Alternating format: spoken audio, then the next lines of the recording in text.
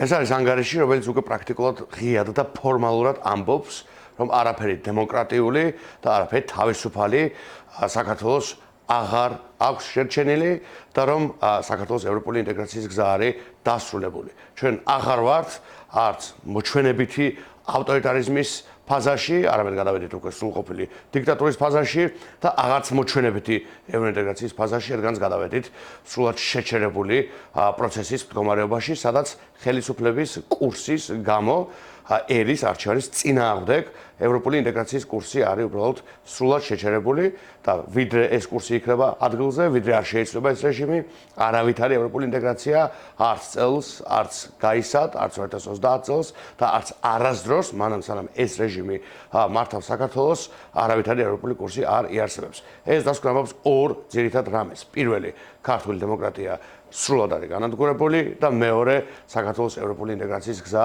სრულად არის შეჩერებული. შესაბამისად, ახლა ჯერი არის ჩვენზე, ქართულ ხალხზე და ჩვენს ჯეროვან, ღირსეულ, პრინციპულ ნაბიჯებზე, რომელმაც ეს ქვეყანა უნდა გაათავისუფლოს რუსული სახალხისგან და რომელმაც უნდა აღადგინოს ეროვნული და ევროპული პრინციპები.